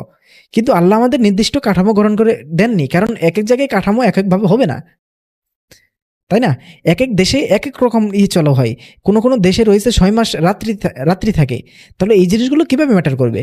অর্থাৎ আমাদের প্রচলিত অনুবাদগুলো যেভাবে আমাদের করা হয়েছে সেগুলো তো আমাদের এই আরব বিশ্বকে মাথায় রেখে করা হয়েছে, সেগুলো নিয়েও আলোচনা সামনে আসবে। যাই হোক, সালাতের উদ্দেশ্য পূরণ করলেই সালাত সম্পূর্ণ হয়। যে যেভাবেই সেই উদ্দেশ্য পূরণ করুক না কেন, কোরআনের সাথে সামঞ্জস্য থাকলে তা ভুল বলা অন্যায়ের সমান। আল্লাহ তার বান্দাদের ইবাদতের পদ্ধতি নির্ধারণ করে দেননি, বরং ইবাদতের উদ্দেশ্য নির্ধারণ করে দিয়েছেন, আর পদ্ধতি দিয়েছেন মানুষের বোধ, সংস্কৃতি ও সময়ের উপর স্বাধীনভাবে নির্ভর করতে। এই নীতিটি শুধু সালাতে নয়, বরং প্রায় সব বড় বড় ইবাদতে দেখা যায়। অর্থাৎ এই নীতিটি শুধু সালাতে নয়, সব বড় বড় ইবাদতেও দেখা যায়। চলুন দেখি কোরআনের মধ্য থেকেই এই উদাহরণগুলো, যা সরাসরি প্রমাণ করে যে সালাতের পদ্ধতিও মানুষ নিজের মতো করে কায়েম করতে পারে, যতক্ষণ তা আল্লাহর নির্দেশের বিরোধী না হয়। আমরা সকল বড় বড় ইবাদতগুলির দিকে তাকাই দেখি। এক হলো সাওম, রোজা। আল্লাহ সূরা বাকারার 183 নম্বর আয়াতে বলেছেন, সেটা যদি দেখতে পারবেন যে সূরা বাকারার 183 নম্বর আয়াতে, হে মুমিনগণ, তোমাদের উপর সিয়াম ফরজ করা হয়েছে যেভাবে ফরজ করা হয়েছিল তোমাদের পূর্ববর্তীদের উপর, যাতে তোমরা তাকওয়া অবলম্বন করো। এখানে লক্ষ্য করুন যে এখানে আল্লাহ বলেননি কিভাবে সাওম পালন করতে হবে, কি খাবে, কখন ঘুমাবে, কেমন করে বসবে, তোমার খাবারে কি মেনু থাকবে, এসব কোনো নির্দেশ দেননি আল্লাহ তাআলা। তিনি নির্দেশ দিয়েছেন শুধু উদ্দেশ্য, লাআল্লাকুম তাত্তাকুন, যেন তোমরা পরহেজগার হও। অর্থাৎ সাওমের মূল উদ্দেশ্য হলো আত্মসংযম অর্জন। যে ব্যক্তি এই উদ্দেশ্য পূরণ করে, যেভাবেই সময় বা পদ্ধতি সামান্য ভিন্ন হোক না কেন, সে সাওমের উদ্দেশ্য অর্জন করছে। শিয়ারা সন্ধ্যার পর গিয়ে ইফতার খায়, আর আমরা সন্ধ্যার সময়ই মানে সন্ধ্যা হতে না হতে ইফতার খাই। এখানে দুই দলের মাঝে এক দল আরেক দলের ভুল বলা বলি করাটা অযৌক্তিক ব্যাপার, শিশুতোষ কারবার, তাই না? এখানে ভিন্নতা থাকতে পারে, কিন্তু মূল উদ্দেশ্য একটা। আমরা কখন খাইলাম না খাইলাম মনেই থাকবে না, আমরা যখন আত্মসংযমের দিকে ফোকাস করব। এভাবে দেখা যায় আল্লাহ উদ্দেশ্য স্থির করেছেন, কিন্তু রূপ রেখেছেন নমনীয়। সালাতও ঠিক তেমনই, উদ্দেশ্য স্থির, রূপ নমনীয়।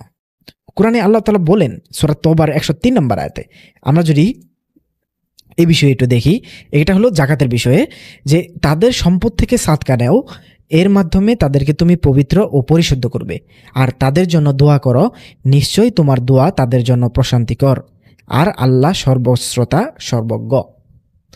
অর্থাৎ দেখুন, এখানে আল্লাহ কিন্তু এখানে জাকাতের বিষয়টা আইনেছে, পরিশুদ্ধ করার বিষয়টা। এখানে আল্লাহ বলেননি যে 2.5% দাও বা বছরে একবার দাও, বরং উদ্দেশ্য দিয়েছেন তাদেরকে পরিশুদ্ধ করবে এবং উন্নত করবে। অর্থাৎ জাকাতের মূল উদ্দেশ্য হলো সমাজের অর্থনৈতিক ভারসাম্য ও আত্মশুদ্ধি। কে কিভাবে কতটুকু কোন সময়ে দেবে তা সামাজিক বাস্তবতা ও ব্যক্তিগত স্বার্থের উপর ব্যক্তিগত সামর্থ্যের উপর নির্ভর করে।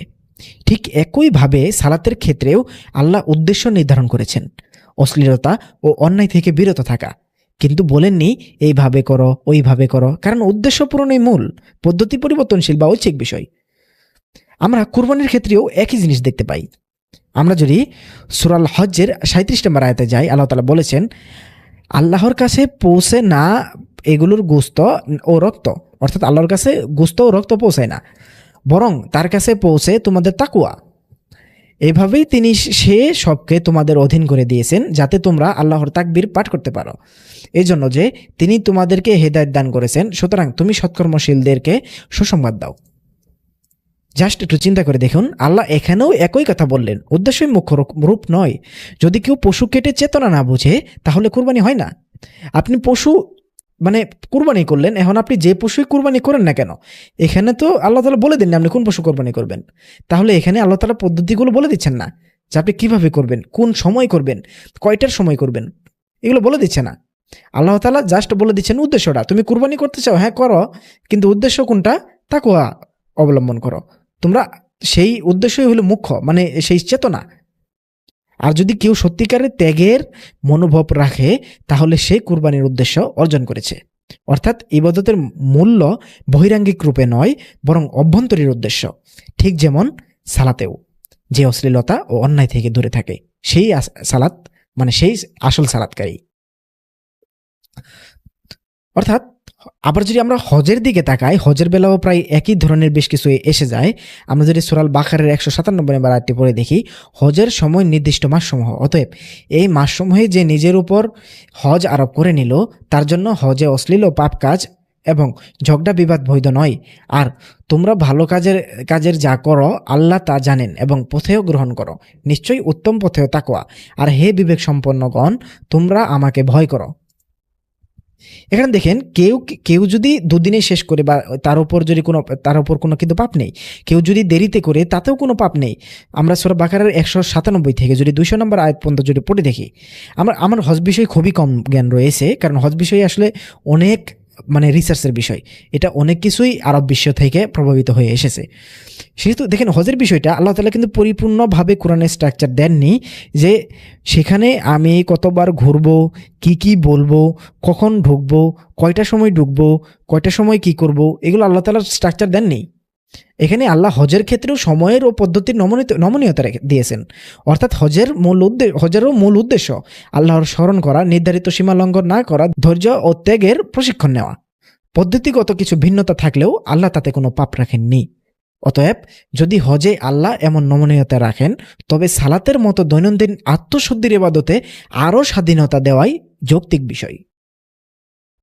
এখন যদি আমরা সালাতকে দেখি, কোরআন যেভাবে বারবার বলেছে আকিমুস সলা, কিন্তু কখনো বলেনি কত রাকাত, কোন দোয়ায়, কোন কায়দায়, তাহলে আমরা বুঝি যে আল্লাহ এই ক্ষেত্রেও একই নিয়ম রেখেছেন। যেমন রোজায় স্বাধীনতা দিয়েছেন সময় ও খাদ্যে, জাকাতে দিয়েছেন সম্পদের হারে, হজে দিয়েছেন অবস্থান ও দিনে, ঠিক তেমনি সালাতে দিয়েছেন কর্ম ও পদ্ধতিতে স্বাধীনতা। মূল বিষয় একটাই, উদ্দেশ্য পূরণ করা। যতক্ষণ এই উদ্দেশ্য পূরণ হচ্ছে ততক্ষণ সালাত কায়েম হচ্ছে। একটা শক্ত যুক্তি দেই, যেমন ধরুন আমাদের আল্লাহ তাআলা বলেছেন হালাল খাবার খেতে। আপনারা সকলেই জানেন যে আল্লাহ তাআলা আমাদের হালাল খাবার খেতে বলেছেন, এবং হারাম কিছু খাবার রয়েছে যা আল্লাহ তাআলা কোরআনে বলেই দিয়েছেন যে এইসবগুলো হারাম। যাই হোক, হালাল খাবারের কথা আল্লাহ তাআলা আমাদের বলেছেন। এখন আমি হালাল খাবার যে খাবো, আমি কিভাবে খাবো? আমি কি মাটিতে বসে খাবো, না চেয়ারে বসে খাবো, পিড়ায় বসে খাবো, না টুলে বসে খাবো? আমি যে খাবো, আমি কি আমাদের যে চিবুনি রয়েছে ডান চিবুনি দিয়ে খাবো, নাকি বাম চিবুনি দিয়ে খাবো? আমি যে খাবো, খাওয়ার পর হাত ধোবো নাকি ধোবো না? হাত তো ধোবো, বুঝলাম। খাওয়ার হাত ধোবো আমি কি দিয়ে গরম পানিতে হাত ধোবো না ঠান্ডা পানিতে হাত ধোবো? আচ্ছা, গরম পানি বা ঠান্ডা পানিতে হাত ধোলাম, আমি কি এখন হাত মুছবো নাকি মুছবো না? হাত মুছলাম, ঠিক আছে, কিন্তু কি দিয়ে মুছবো? গামছা দিয়ে মুছবো না অন্য কোনো কাপড় দিয়ে মুছবো? স্ট্রাকচার এগুলো দিয়েছেন আল্লাহ তাআলা? না, দেননি তো। এগুলো কাদের উপর ছেড়ে দিয়েছেন? আমাদের উপর। অর্থাৎ এগুলো কোনো ম্যাটার করে না। আমরা সেখানে পিঁড়িতে বসে খাই বা আমরা চেয়ারে বসে খাই, সেগুলো কোনো ম্যাটার করে না। আমাদের উদ্দেশ্য হলো আমরা হালাল খাবার খাবো, তাই নয় কি? আর যখন রূপকে মূল বানিয়ে উদ্দেশ্য হারিয়ে যায়, তখন ইবাদত থাকে না, শুধু আচার থেকে যায়। অতএব কোরআনের সামগ্রিক দৃষ্টিকোণ থেকে প্রমাণ হয় আল্লাহ বান্দাকে ইবাদতের ক্ষেত্রে শুধু দাস নয়, অংশীদারও করেছেন। তিনি লক্ষ্য দিয়েছেন, কিন্তু পথ আমাদের হাতে ছেড়ে দিয়েছেন, যেন আমরা বুঝে ভাবতে ভাবতে আল্লাহর উদ্দেশ্য পূরণ করতে পারি। আমরা এখন এতক্ষণ আমরা দেখলাম যে কোরআন অনুযায়ী সালাত বিষয়ে আমি কি বুঝেছি এবং আমার মতলব্যটা কি, সেটা আপনাদের সামনে পেশ করলাম।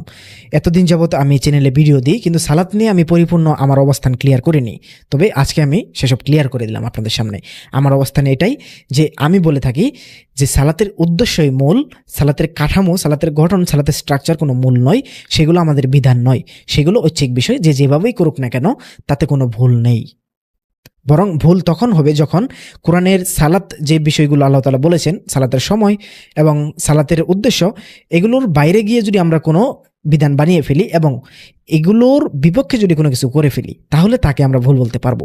এছাড়া তাদেরকে ভুল বলা সম্ভব নয়। এখন আমরা দেখব যে হাদিসের আলোকে সালাত মূলত কি বোঝায়। আমি যে সমাধানটি দিচ্ছি বা যে উপলব্ধিটি আপনাদের সামনে শেয়ার করতেছি সেটা হাদিস দ্বারাও প্রমাণিত করা সম্ভব, এবং হাদিসেও মেটাফরিক্যালি এবং হাদিসেও গোপনীয়তাভাবে এদিকের দিকে ইঙ্গিত দেয়। সালাত কেবল একটি নির্দিষ্ট কাঠামো নয়, বরং এক উদ্দেশ্য নির্ভর আত্মিক প্রশিক্ষণ, যার রূপ, সময়, স্থান ও মানুষ অনুযায়ী পরিবর্তনযোগ্য ছিল। যদি আমরা হাদিসসমূহ গভীরভাবে পড়ি তবে দেখা যায় নবী সাল্লাল্লাহু আলাইহি সাল্লাম কখনো একরকম কখনো অন্যরকম সালাত পড়েছেন, আর সাহাবীরাও তারপরে বিভিন্নভাবে সালাত পড়েছেন। কিন্তু নবী সাল্লাল্লাহু আলাইহি সাল্লাম কখনো বলেননি তুমি ভুল করছো, বরং তিনি বলেছেন যেভাবে আমায় দেখতে পেয়েছো তেমনি সালাত আদায় করো। আমরা এটা পাবো সহিহ বুখারীর 631 নম্বর হাদিসে। সেখানে নবী সাল্লাল্লাহু আলাইহি সাল্লাম বলেছেন, অথবা নবী সাল্লাল্লাহু আলাইহি সাল্লাম বলেছিলেন, তোমরা আমাকে যেভাবে সালাত আদায় করতে দেখেছো সেভাবে সালাত আদায় করবে।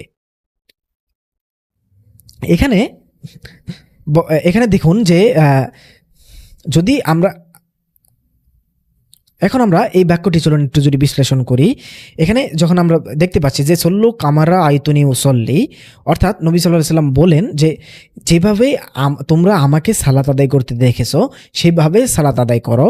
এটি অনেকেই মনে করে থাকেন যে এখানে নবী নির্দিষ্ট রীতি নির্দেশ করেছেন, কিন্তু কোরআনের পরিপ্রেক্ষিতে এবং হাদিসের বৈচিত্র্য বিবেচনায় দেখা যায় যে নবী সাল্লাল্লাহু আলাইহি সাল্লাম এই কথাই পদ্ধতি নয় বরং উদাহরণ দিয়েছেন। যেমন একজন শিক্ষক যখন বলেন যে যেভাবে আমি পড়ি তোমরাও তেমনভাবে শেখো, তখন তিনি কিন্তু তার মতো কলম ধরা, তার মতো খাতার পাতা উল্টানো এটা বোঝাতে চান না, তাই না? তার মতো কত বড় করে লিখবো না ছোট করে লিখবো, তার মতো লাইন কতটুকু ফাঁকা দিয়ে লিখবো এটুকু বুঝান না। তিনি কি বুঝান? বরং তিনি বুঝাতে চান যে আমার মতো একনিষ্ঠতা ও মনোযোগ রাখো। তেমনি নবী সাল্লাল্লাহু আলাইহি সাল্লামও বলেছিলেন আমার মতো সালাত পড়ো, অর্থাৎ আত্মসমর্পণ ও খশিয়ন, ওই যেটা আমরা দেখে আসলাম, সহকারে পড়ো, অর্থাৎ বিনয়ের সাথে সালাত আদায় করো। আমার মতো অখণ্ড মনোযোগ ও আল্লাহ ভিত্তিতে সালাত কায়েম করো। রূপ নয়, রূহ বা চেতনা ছিল তার নির্দেশের কেন্দ্রবিন্দু। যদি আমরা হাদিসগুলোর বিভিন্ন বর্ণনা দেখি, দেখা যায় নবী সাল্লাল্লাহু আলাইহি সাল্লাম কখনো রুকুতে 3 বার সুবহানাহা রব্বিয়াল আজিম বলেছেন, কখনো আবার 10 বার বলেছেন। বিভিন্ন হাদিসে বিভিন্নভাবে আসে, আমরা গেলে শুনতে পারি। কখনো সূরা ফাতিহার পরে সূরা কফ পড়েছেন, কখনো সূরা আলাক পড়েছেন, বা কখনো সূরা আত-তাকাসুর পড়েছেন। এগুলো এসে যায়। আমরা যদি বেশ কিছু পার্থক্য দেখি হাদিসগুলোতে, যেমন রুকু সিজদার দোয়ার বেলায় বেশ কিছু পার্থক্য রয়েছে।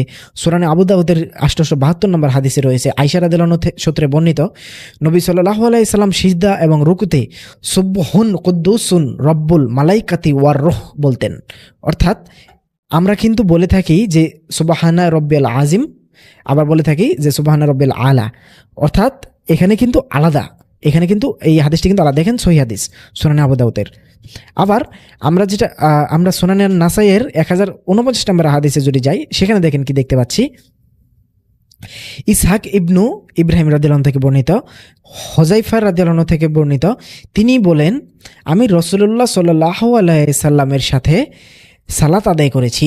তিনি রুকুতে গিয়ে বললেন সুবহানা রব্বিল আজিম, আর সিজদা করতে গিয়ে বলেন সুবহানা রব্বিল আলা। আমরা এর আগের হাদিসটি সুনান আবু দাউদের হাদিসে দেখলাম একরকম কথা, আবার এই হাদিসে পেলাম আরেক রকম কথা। অর্থাৎ নবী সাল্লাল্লাহু আলাইহি সাল্লাম নির্দিষ্টভাবে একটা করেননি, অর্থাৎ একের সময় এক একটা করেছেন। এটা কিন্তু শিওর হওয়া গেল। আমরা যদি সহিহ বুখারীর 757 নম্বর হাদিস পড়ে দেখি, সেখানে আমরা দেখতে পারবো যে এখানে দেখুন, আবু হুরায়রা রাদিয়াল্লাহু থেকে বর্ণিত, রাসূলুল্লাহ সাল্লাল্লাহু আলাইহি সাল্লাম প্রবেশ করলেন, একজন সাহাবী এসে সালাত আদায় করলেন। অতঃপর তিনি নবী সাল্লাল্লাহু আলাইহি সাল্লামকে সালাম করলেন। তিনি সালামের জবাব দিয়ে বললেন আবার গিয়ে সালাত আদায় করো, কেননা তুমি তো সালাত আদায় করোনি। তিনি ফিরে গিয়ে পূর্বের মতো সালাত আদায় করলেন। অতঃপর এসে নবী সাল্লাল্লাহু আলাইহি সাল্লামকে সালাম করলেন। তিনি বললেন ফিরে গিয়ে আবার সালাত আদায় করো, কেননা তুমি সালাত আদায় করোনি। এইভাবে 3 বার বললেন। সাহাবী বললেন সেই মহান সত্তার শপথ যিনি আপনাকে সত্য সহ প্রেরণ করেছেন, আমি তো এর চেয়ে সুন্দর করে সালাত আদায় করতে জানি না, কাজেই আপনি আমাকে শিখিয়ে দিন। তিনি বললেন যখন তুমি সালাতের জন্য দাঁড়াবে তখন তাকবীর বলবে, অতঃপর কোরআন হতে যা তোমার পক্ষে সহজ তা পড়বে, অতঃপর রুকুতে যাবে এবং ধীর স্থিরভাবে রুকু করবে, অতঃপর সিজদা হতে উঠে স্থির হয়ে বসবে, আর তোমার পুরো সালাত একইভাবে করবে। দেখুন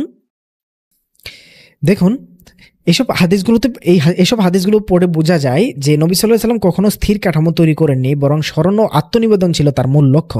এই কথা কেন বলছি, আমরা যে হাদিসটি পড়লাম এই মাত্র, অর্থাৎ তার সংশোধন রূপগত ভুলে নয়, মানে এখানে কিন্তু আপনি যদি লক্ষ্য করেন যে তিনি সাহাবীকে নির্দিষ্ট কোনো রূপ শেখাচ্ছেন না, বরং বলছেন যখন সালাত পড়বে মনোযোগ রাখবে, রুকু সম্পন্ন করবে, সিজদা সম্পন্ন করবে। অর্থাৎ তার সংশোধন রূপগত ভুলে নয়, মনোযোগের ঘাটতিতে। নবী সাল্লাল্লাহু আলাইহি সাল্লাম কখনো বলেননি তোমার হাত নিচে রাখো না, উপরে রাখো না, এইসব নিয়ে তিনি একেবারেই নীরব ছিলেন। বরং লক্ষ্য করুন যে হাদিসের বিভিন্ন বর্ণনায় সাহাবীরা সালাত পড়তেন বিভিন্ন ভঙ্গিতে। কেউ হাত বুকের উপর রাখতেন, কেউ নিচে নাভির নিচে রাখতেন, কেউ রুকুতে হাত ওঠাতেন, রব্বানা লাকাল হামদ বলতেন, কেউ সামি আল্লাহু লিমান হামিদা বলতেন, কেউ দুটো একসাথেই বলতেন। এগুলো কিন্তু বিষয় রয়েছে। আমরা যেমন ধরুন যদি আমরা এই হাদিসগুলো পড়ে দেখি, আবার দেখেন সুনানে আবু দাউদের 759 নম্বর হাদিস, এখানে দেখেন বলা হচ্ছে আবু তাওবা ও তাউস রাদিয়াল্লাহু আনহু থেকে বর্ণিত, তিনি বলেন রাসূলুল্লাহ সাল্লাল্লাহু আলাইহি সাল্লাম নামাজরত অবস্থায় ডান হাত বাম হাতের উপর স্থাপন করে তার নিজের বুকের উপর বেঁধে রাখতেন। অর্থাৎ বুকের উপরে হাত বাঁধার হাদিসটি কিন্তু এখানে রয়েছে, এবং এটা দেখতে পারলেন যে এটা সহিহ হাদিস। এবং এছাড়াও কিন্তু যে সহিহ দারাকুতনিতে রয়েছে, মুসনাদে আহমদে রয়েছে, বিভিন্ন জায়গায় একটা হাদিস রয়েছে নাভির নিচে হাত বাঁধার হাদিসগুলো। আপনারা যদি এই ওয়েবসাইটে গিয়ে এই রেফারেন্সগুলো দেখে থাকেন তাহলে পেয়ে যাবেন। অর্থাৎ এই নাভির নিচে হাত বাঁধা এবং বুকের উপরে হাত বাঁধা দুটিরই কিন্তু সহিহ হাদিস কিন্তু রয়েছে। অর্থাৎ এখানে কিন্তু বোঝাই যায় যে এই স্ট্রাকচারটা মূল ফোকাস নয়। নবী সাল্লাল্লাহু আলাইহি সাল্লাম বিভিন্নভাবে করতেন। কেন এইসব করতেন, কেন তিনি এক এক সময় এক একভাবে করতেন, সে বিষয়টা আমরা সামনে লক্ষ্য করব। চলুন আগাই। কেউ শুধুমাত্র আল্লাহু আকবার বলতেন, কিন্তু কেউ কাউকে কিন্তু ভুল বলেননি যখন সাহাবীরা নামাজ পড়তেন। কেউ আল্লাহু আকবরের সাথে কাবিরা শব্দ যোগ করত। এ থেকেই বোঝা যায় নবী সাল্লাল্লাহু আলাইহি সাল্লাম পদ্ধতিকে স্থির করেননি, বরং চেতনা ও উদ্দেশ্যকে মুখ্য রেখেছেন। আজ আমরা যে সালাতের স্ট্যান্ডার্ড ফর্ম দেখি তা ঘটিত হয়েছে শত শত বছর পরে, কিন্তু নবী সাল্লাল্লাহু আলাইহি সাল্লামের যুগে একটি নির্দিষ্ট ফরম্যাট ছিল না। উদাহরণ, হাতের অবস্থান, যেমন আমরা বুকের উপর হাত বাঁধা দেখলাম, নিচে হাত বাঁধা দেখলাম। তারপর তাকবীর বলা, আল্লাহু আকবার বলা দেখেছি, আল্লাহু আকবার কাবিরা বলা আমরা দেখেছি, এগুলো হাদিসে রয়েছে। তাশাহুদে বসা, বাম পা বিছিয়ে বসার ব্যাপারে রয়েছে, আবার উভয় হাঁটু ভাঁজ করে বসার ব্যাপারে রয়েছে। সালামের দিক একবার রয়েছে, আবার দুইবার রয়েছে। বিভিন্ন হাদিসে বিভিন্ন কথা রয়েছে। এই ভিন্নগুলো নবী সাল্লাল্লাহু আলাইহি সাল্লাম নিজেই অনুমোদন করেছেন। তাহলে প্রশ্ন ওঠে, যদি সালাতের নির্দিষ্ট রূপই ফরজ হতো, তবে নবী সাল্লাল্লাহু আলাইহি সাল্লাম কেন একাধিক রূপে পড়তেন? কেন একাধিক রূপকে তিনি অনুমতি দিতেন? উত্তর একটাই, কারণ সালাতের উদ্দেশ্য রূপের চেয়ে বড়। দেখুন, আমরা যদি দুটি হাদিস আরো সুন্দর করে যদি পড়ে দেখি, আমি যে বললাম যে সামি আল্লাহু লিমান হামিদা বলা হতো, আবার রব্বানা ওয়া লাকাল হামদ বলা হতো। দেখুন এই দুটি হাদিস যদি আপনাদের আগে দেখাই, এই যে দেখেন, এটা হলো সহিহ বুখারীর 735 নম্বর হাদিস। এখানে দেখেন বলা হচ্ছে রুকু থেকে মাথা উঠাতেন, তখন দু হাত উঠাতেন এবং বলতেন সামি আল্লাহু লিমান হামিদা রব্বানা ওয়া লাকাল হামদ। অর্থাৎ এই শব্দগুলো একসাথে বলতেন, কিন্তু সিজদার সময় এমন করতেন না। এই একটা হাদিস রয়েছে। আবার দেখেন সহিহ বুখারীর 795 নম্বর হাদিসের এখানে রয়েছে যে সামি আল্লাহু লিমান হামিদা বলতেন শুধুমাত্র। তার মানে এখানে আবার রব্বানা ওয়ালাকাল, এই দেখেন আল্লাহ হুম্মা, এখানে আল্লাহ হুম্মা রয়েছে, আল্লাহ হুম্মা রব্বানা ওয়ালাকাল হামদ বলতেন। অর্থাৎ এখানে কিন্তু এক এক হাদিসে এক এক কথা আসতেছে। এর কারণটা কি? এর কারণটা আর কিছুই না, হযরত মুহাম্মদ সাল্লাল্লাহু আলাইহি সাল্লামও নামাজের কোনো নির্দিষ্ট স্ট্রাকচার গঠন করে যাননি। তিনি বিভিন্নভাবে পড়েছেন যেন এগুলো কেউ ফরজ হিসেবে বা এগুলো কেউ বিধান হিসেবে না নেয়। কেন? দেখুন, ওই যে বললাম, আমি যে একটা উদাহরণ দিলাম খাওয়ার ব্যাপারে, আপনি চেয়ারে বসে খান আর টুলে বসে খান, সেটা তো আপনার বিধান না। সেটা আপনার আমার জন্য কোনোভাবে বিধান হচ্ছে না, সেটা আমরা ঐচ্ছিক হিসেবে করতেছি। যেমন ধরুন আল্লাহ তাআলা বলেছেন পবিত্র থাকো, আমরা গোসল করতেছি, ধরে নেন পবিত্রতা ইমানের অঙ্গ হাদিস অনুযায়ী পাই, সেহেতু আমরা ধরে নেন গোসল করতেছি। এখন আমি গোসল যদি সকালবেলা করি বা দুপুরবেলা করি, এটা আমার বিষয়, তাই না? আমার যখন ঠিক মনে হবে আমি তখন করব, আমার যখন মনে চাবে। তাহলে এগুলো ঐচ্ছিক বিষয়, এগুলো তো স্ট্রাকচার দেওয়াটাই নেয়, এগুলো তো স্ট্রাকচারের মধ্যে পড়ে না, তাই না? তারপরে বিভিন্ন কিছু, অনেক কিছুতে, সব কিছুতে আল্লাহ তাআলা স্বাধীনতা দিয়ে রেখেছেন। স্ট্রাকচার আল্লাহ তাআলা দেন না, আল্লাহ তাআলা মূল পয়েন্টগুলো দিয়ে দেন যেগুলো আমরা করব, আর স্ট্রাকচার ছেড়ে দেন আমাদের উপরে। সেগুলো আমরা যেভাবেই করি না কেন, আল্লাহ তাআলা ওই যে সূরা আল মাইদার 48 নম্বর আয়াত পড়ে দেখলাম, আল্লাহ পরীক্ষা করতে চান কে কিভাবে ইবাদত করতেছে। আল্লাহ তাআলা দেখতে চান যে ভালো কাজের প্রতিযোগিতা কে করতেছে। এগুলো হলো মূল ফোকাস। যাই হোক, আমরা যে বিষয়টা দেখলাম, আমরা যদি দুটো হাদিস পড়ি, দেখেন তার আগে, ওই দুটো হাদিস পড়ার আগে আমরা প্রথমে বুঝবো যে এই যে সাহাবি, নবী সাল্লাল্লাহু আলাইহি ওয়াসাল্লামের যুগের শেষে সাহাবিরা তার প্রজন্মের সময় কিভাবে সালাত আদায় করতো এবং কি কি তারা পরিবর্তন এনেছিল। আমরা দেখেছি নবী সাল্লাল্লাহু আলাইহি ওয়াসাল্লাম নিজে সালাতের কোনো নির্দিষ্ট কাঠামো দেননি, বরং বিভিন্ন রূপে বিভিন্ন সময়ে বিভিন্ন ভঙ্গিতে সালাত পড়েছেন। এখন দেখা যাক নবীর পর তার সাহাবিরাও খলিফাগণ কিভাবে সালাত পড়তেন, আর তাদের মধ্যে পার্থক্য থাকা সত্ত্বেও কেন কাউকে ভুল বলেননি। বুখারী, মুসলিম, তারপরে মুয়াত্তা মালিকের সব জায়গায় পাওয়া যায় সাহাবিদের সালাতের বর্ণনাগুলো একরকম ছিল না। তাশাহুদের শেষে ইবনে মাসউদ রাদিয়াল্লাহু আনহু আসসালামু আলাইকা আইয়ুহান নবী বলতেন, কিন্তু খলিফা ওমর রাদিয়াল্লাহু আনহু এর আমলে অনেকে আসসালামু আলা নবী বলতেন। মানে এক এক হাদিসে এক একভাবে এসেছিল, এগুলো শোনা যায়, ওয়াজ মাহফিলে শুনে থাকি। তবুও কেউ কাউকে ভুল সালাতকারী বলেননি। কেন? কারণ তারা জানতেন সালাতের উদ্দেশ্য রূপ নয়, মানে সালাতের উদ্দেশ্যই হলো আসল। তবুও কেউ বলেননি যে তুমি ভুল, কারণ তারা বুঝতেন উভয়ের লক্ষ্য একই, আল্লাহর প্রতি বিনয় ও আত্মসমর্পণ। অর্থাৎ নবীর সময়েও ভিন্নতা ছিল এবং সাহাবীরা সেটিকেই স্বাভাবিক ও বৈধ হিসেবে গ্রহণ করেছিলেন। সাহাবীদের যুগে সালাতের মধ্যে প্রায়োগিক ভিন্নতা দেখা যায়। যেমন উমর রাদিয়াল্লাহু আনহু যখন তারাবি সালাত চালু করেন, তখন কিন্তু 8 রাকাতের জায়গায় 20 রাকাত নির্ধারণ করেন, যেটা আপনারা আহলে হাদিসের থেকে ভালো রেফারেন্স পাবেন তাদের কাছ থেকে। অর্থাৎ ওই 20 রাকাতের তারাবি সালাত কিন্তু এসেছে উমর রাদিয়াল্লাহু আনহুর যুগ থেকে। এটি নবী সাল্লাল্লাহু আলাইহি ওয়াসাল্লামের সময় স্থির করা ফরম্যাট ছিল না। তবুও কেউ বলেননি উমর রাদিয়াল্লাহু আনহু নবীর বিরোধিতা করেছেন, একথা কিন্তু কেউ বলেননি, বরং তারা বুঝিয়েছিলেন যে উদ্দেশ্য একটাই, আল্লাহর স্মরণকে জীবিত রাখা। আবার ওসমান রাদিয়াল্লাহু আনহুর সময়ও কিন্তু হজের সময় সালাতকে রাকাত সংখ্যা পরিবর্তন 2 থেকে 4 করা হয়েছিল। আপনারা জানেন কিনা আমি জানি না, যে হজের সময়ও মিনার ময়দানে মানে ওসমান রাদিয়াল্লাহু আনহু 2 রাকাতের পরিবর্তে 4 রাকাত সালাত আদায় করেন।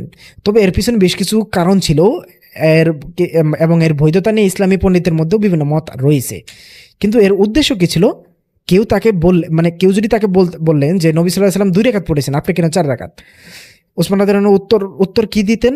যে এটি আমি মসজিদে নতুনদের একত্র করেছি যেন ফিতনা না হয়।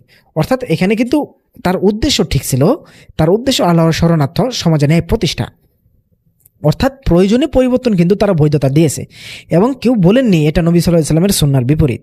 তাহলে স্পষ্ট সালাতের রূপ পরিবর্তন করা যায়, এবং যদি মূল উদ্দেশ্য আল্লাহর শরণ ও সমাজে ন্যায় প্রতিষ্ঠা অটুট থাকে, তাহলে কিন্তু এটা মানে গ্রহণযোগ্য, যে বিষয়টা আমি বলতে চাচ্ছিলাম, বা যে সমাধানটা আপনাদের আমি বললাম। দেখুন, ইমাম মালিক, ইমাম শাফিঈ, ইমাম আহমদ ও ইমাম আবু হানিফা, এবং তার সাথে সাথে আমি আরেকটি মাযহাব হিসেবে সেটাকে আখ্যায়িত করতে চাই, যেটা সালাফি মাযহাব বা আলবানি মাযহাব আহলে হাদিসদের। এই 5 মাযহাবই কিন্তু হাদিস থেকে নিজেদের ইস্তিহাদ অনুযায়ী সালাতের ধরন নির্ধারণ করেছেন। কিন্তু আশ্চর্যের বিষয়, 4 জনের মধ্যে একজনও বলেননি যে অন্যজনের সালাত বাতিল। কিন্তু আহলে হাদিসরা বলে থাকেন যে এদের মাযহাব ভিত্তিক সালাতগুলো বাতিল। কিন্তু এই যে বাকি 4 জন, ইমাম মালিক, ইমাম শাফিঈ, ইমাম আহমদ ও ইমাম আবু হানিফা, এরা অন্যজনের সালাতকে পুরোপুরিভাবে বাতিল বলেননি, বরং তারা বলেছেন যে আমাদের মত সঠিক, কিন্তু ভুলও হতে পারে। অন্যের মত ভুল, কিন্তু তাতেও সত্য থাকতে পারে। অর্থাৎ তারা কিন্তু নিজের যেটা সঠিক মনে হয়েছে সেটা করেছে। অর্থাৎ নবীর নির্দেশ অনুযায়ী ইস্তিহাদের স্বাধীনতা তারা রেখেছেন। যদি সালাতের রূপ স্থির ও একত্রিত সঠিক হতো, তাহলে 4 ইমাম কেন 4 রকম পদ্ধতি প্রচলন করতেন? লজিক তো এখানেই খেটে যায়। মানে যদি একান্তই সালাতের স্ট্রাকচারগুলো ফরজগতভাবে, বিধানগতভাবে হতো, তাহলে নবী সাল্লাল্লাহু আলাইহি ওয়াসাল্লাম কেন বা বিভিন্নভাবে সালাত আদায় করতেন? আর এই 4 জন ইমামই বা কেন বা মানে বিভিন্নভাবে সালাত আদায়ের পক্ষে যুক্তি দিতেন? মানে এগুলো তো বুঝে আসে না। এটাই প্রমাণ করে যে নবী সাল্লাল্লাহু আলাইহি ওয়াসাল্লাম কাঠামো নয়, দিক নির্দেশনা দিয়েছেন, আর ইমামগণ সেই দিক নির্দেশনাকে মেনে নিজেদের সমাজ অনুযায়ী বাস্তবায়ন করেছেন। নবী সাল্লাল্লাহু আলাইহি ওয়াসাল্লাম বলেছেন, সমস্ত কাজ নিয়তের উপর নির্ভর করে। সেই সহিহ বুখারীর 1 নম্বর আয়াত, 1 নম্বর হাদিস, সেই সহিহ বুখারীর 1 নম্বর হাদিস। এখানে আমরা দেখতেই পাই যে প্রত্যেক কাজ আসলে নিয়তের উপর নির্ভর করে। অর্থাৎ সালাতের গ্রহণযোগ্যতা ও রূপে নয়, নিয়তে। যদি কারো নিয়ত বিশুদ্ধ হয়, তবে সে ভিন্ন রূপে পড়লেও তার সালাত বৈধ। চিন্তা করে দেখুন, আমাদের প্রচলিত নামাজ অনুযায়ীও বসে থেকে ও শুয়ে থেকে নামাজ পড়া রয়েছে, হোক সেটা অসুস্থের সময় বা, কিন্তু স্ট্রাকচারটা কিন্তু মূল ফোকাস না, এগুলো কিন্তু বোঝা যায়। কারণ আমরা কিন্তু চেয়ারে বসে নামাজ পড়তে পারতেছি, শুয়ে থেকে নামাজ পড়তে পারতেছি। আবার এই যে কোরআনের আয়াত পেলামই, সূরা বাকারা 239 নম্বর আয়াত, যে আমরা হেঁটে হেঁটে পায়ে হেঁটেও নামাজ পড়ার অনুমতি পাচ্ছি। মানে সালাত হচ্ছে আল্লাহর স্মরণ, অশ্লীলতাকে বিরত থাকা, সমাজে ন্যায় প্রতিষ্ঠা করা, সালাতকে কায়েম করা। অতএব হাদিসেও সালাতের আসল পরিমাপ হলো ওই খশিয়ন, নিয়ত ও আল্লাহর স্মরণ, অর্থাৎ বিনীত বিনীত থাকা, বিনয়ী হওয়া, নিয়ত ঠিক রাখা এবং আল্লাহর স্মরণে মগ্ন থাকা। নবী সাল্লাল্লাহু আলাইহি সাল্লামের সময় থেকে শুরু করে সাহাবী, তাবেঈন ও ইমামদের সময় পর্যন্ত সালাতের রূপে পার্থক্য ছিল, কিন্তু উদ্দেশ্য নয়। উদ্দেশ্য সবার এক ছিল, কারণ নবী সাল্লাল্লাহু আলাইহি সাল্লাম শিখিয়েছিলেন সালাত হচ্ছে আত্মসমর্পণ ও স্মরণ। তাই যে যেভাবে সেই উদ্দেশ্য পূরণ করে সেই সালাত কায়েম করছে, আর এটাই কোরআন ও হাদিসের মিলিত সিদ্ধান্ত। যাই হোক, সবই বুঝলাম, কিন্তু সালাতের সময় যে আল্লাহ তাআলা কোরআনে বলেছেন কে দিনে কয় ওয়াক্ত পড়তে হবে, মানে তারপরে কোরআন তো ওয়াক্তের কথা আছে, মানে অনেকে বলে থাকে কোরআনে তো 5 ওয়াক্তের কথা আছে, 3 ওয়াক্তের কথা আছে। যাই হোক, বেশ, কোরআনের মূলত কোথাও ওয়াক্ত বা রাকাত সংখ্যা নেই, শুধু সময়ের একটি রেঞ্জ দেওয়া হয়েছে। যেমন আমরা যদি সূরা বনী ইসরাইলের 78 নম্বর আয়াত পড়ে দেখি, সূর্য হেলে পড়ার সময় থেকে রাতের অন্ধকার পর্যন্ত সালাত কায়েম করো, এবং ফজরের কোরআন, নিশ্চয়ই ফজরের কোরআন উপস্থিতির সময়। অর্থাৎ দেখুন, এখানে সূর্য হেলে পড়া থেকে রাতের অন্ধকার পর্যন্ত, এখানে যদি আমরা ধরে নেই যে সূর্য হেলে পড়ার সময় হইল জোহর,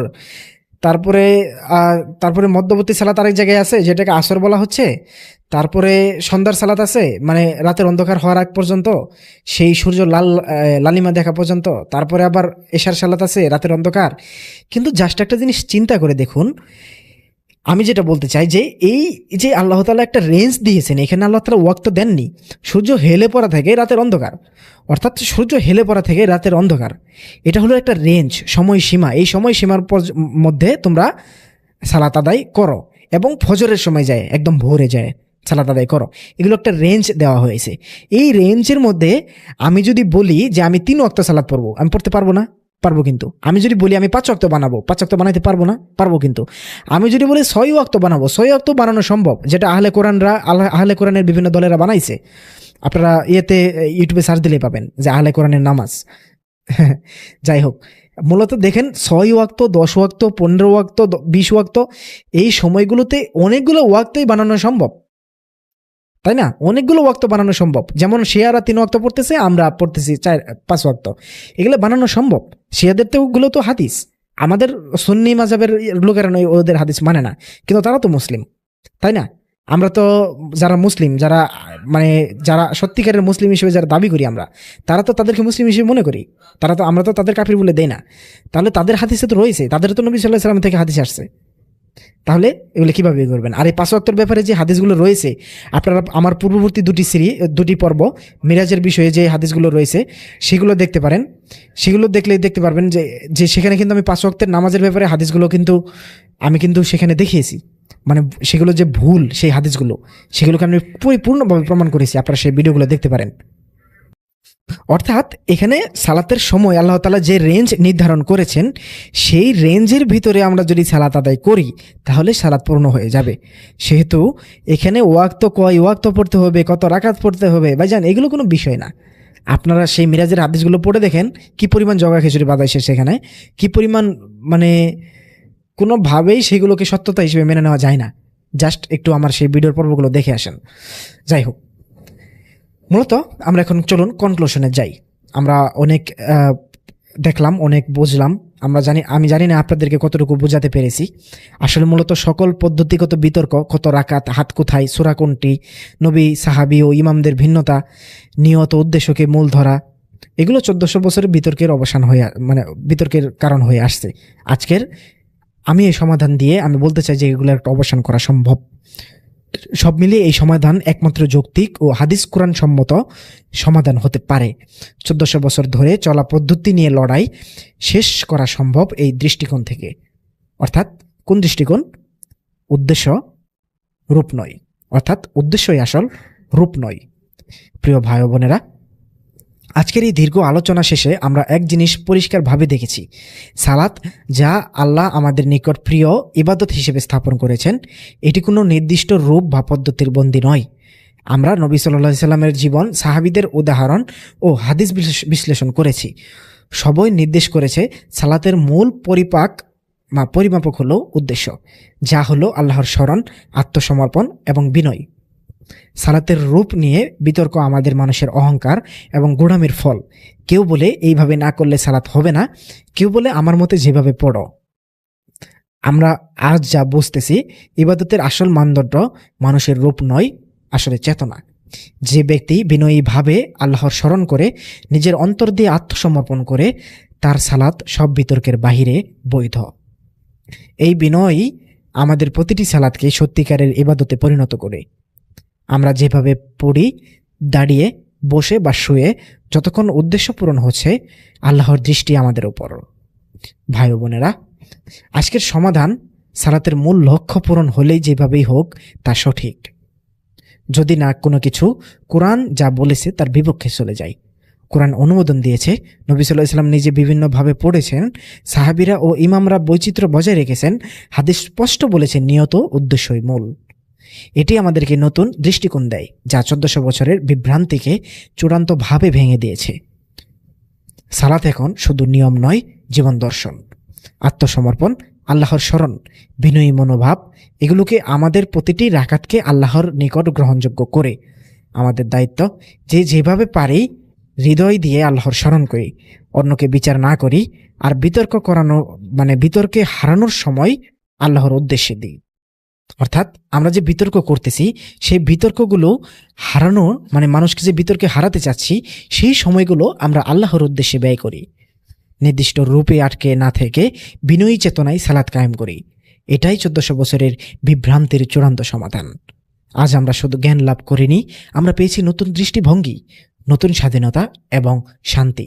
ভাই ও বোনেরা, আসুন সালাতকে শুধুমাত্র নিয়ম নিয়ম হিসেবে না মেনে নিয়ে বরং আত্মার সংযোগ, বিনয় ও আল্লাহর স্মরণ হিসেবে কায়েম করি। ভাই ও বোনেরা, আজ থেকে কেউ আমার রূপ বা নিয়ম অনুসরণ করবেন না, কারণ সালাতের কোনো রূপ আল্লাহর কাছে ফরজ নয়। আল্লাহর নির্দেশ দিয়েছেন উদ্দেশ্য, অর্থাৎ আল্লাহর নির্দেশনা হলো উদ্দেশ্য। আপনি যেভাবে আল্লাহর স্মরণ করবেন, নিজের অন্তর দিয়ে আত্মসমর্পণ করবেন, সেটাই আপনার সালাত। অন্যের রীতিতে আটকে থাকা শুধু মানুষের তাকলিদ, আল্লাহর সন্তুষ্টি নয়। তাই নিজের হৃদয়কে মুক্ত রাখুন, বিনয়ী চেতনায় সালাত কায়েম করুন। এটাই 1400 বছরের বিভ্রান্তি শেষ করার একমাত্র পথ। শেষ কথা হলো, এই উপলব্ধি একান্তই আমার নিজের উপলব্ধি। আমি কোনো ধর্মযাজক নই, আমি কোনো ধর্মের পণ্ডিত নই। আমার না আছে কোনো যোগ্যতা, আমার না আছে অনুমতি। আমি একান্তই আমার নিজের মতামত তুলে ধরতে চেয়েছি আপনাদের মাঝে। আমি কোনো চলমান রসুলও নই, আমি কোনো নবীও নই। আমার কাছে না আসে কোনো ওহী, আমার উপলব্ধির কোনো কথা আল্লাহর কথাই নয়। আমি যা বলি তা একান্তই আমার কথা। আল্লাহর কথা পড়ে আমি যা বুঝেছি তাই আপনাদের বলতেছি। তাই আমার কথা ধর্মের কোনো বাধ্যবাধকতা নয়। আমার কাছে আমাকে সঠিক মনে হয়, কিন্তু আপনি যদি আমায় সঠিক মনে না করেন, তবে আপনিই হয়তোবা সঠিক। অর্থাৎ সালাত বিষয়ে আমার অবস্থান হলো, সালাতের আল্লাহ তাআলা কোরআনে যে উদ্দেশ্যগুলো দিয়েছেন, সেই উদ্দেশ্যগুলোই হলো আমাদের সালাতের মূল বিধান। এবং সেই উদ্দেশ্যগুলো পূরণ করতে আমরা যেই পন্থাই অবলম্বন করি না কেন, প্রচলিত সালাত নামাজ অনুযায়ী করি না কেন, বা আহলে কোরআনের মতো করে করি না কেন, যেভাবেই করি না কেন, তাতে ভুল বলার অবকাশ কারও নেই। কারণ আল্লাহই তো ভুল বলে দেননি, আমরা কিভাবে ভুল বলবো, তাই না? সুতরাং এই সারমর্ম রেখে আমি আমার বক্তব্য শেষ করছি এখানেই। সবাইকে সালামুন আলাইকুম।